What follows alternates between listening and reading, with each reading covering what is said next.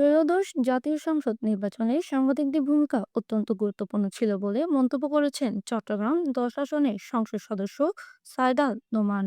তিনি বলেন, গণতান্ত্রিক প্রক্রিয়াকে সঠিকভাবে জনগণের সামনে তুলে ধরতে সাংবাদিকদের অবদান সবসময় গুরুত্বপূর্ণ।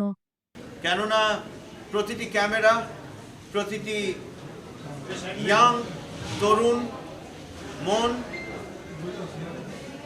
এবং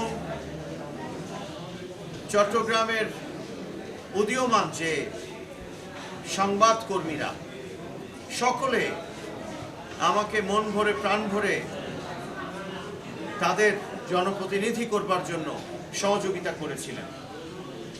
প্রতিটি ক্যামেরা হয়ে গেছিল মূলত একটি পত্রিকার মতো অথবা একটি সংবাদ মাধ্যম, প্রতিটি মোবাইল।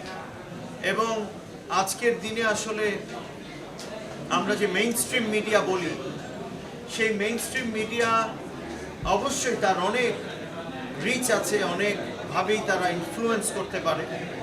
তবে আপনারা যে কাজ করেছেন, মেইন স্ট্রিমের বাইরে হোক ভেতরে হোক, তারা আমার মনে হয় না কোনো ওই তথাকথিত মেইন স্ট্রিম মিডিয়ার চেয়ে কম কোনো কিছু করেছে, ইনফ্যাক্ট বেশি করেছে। সেজন্য আমি এই কৃতজ্ঞতা প্রকাশ করছি।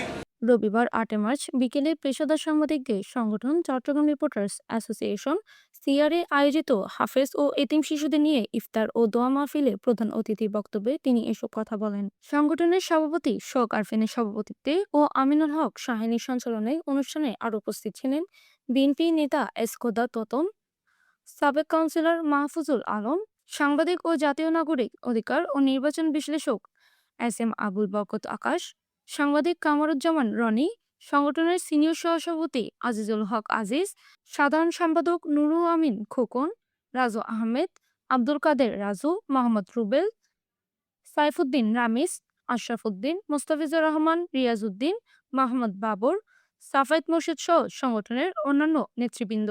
অনুষ্ঠানে হাফেজ ও এতিম শিশুদের সঙ্গে ইফতার করা হয় এবং দেশ, জাতি ও মুসলিম উম্মার শান্তি সমৃদ্ধি কামনা করে বিশেষ দোয়া অনুষ্ঠিত হয়। Desk news, PA ৭২ TV, Chittagong.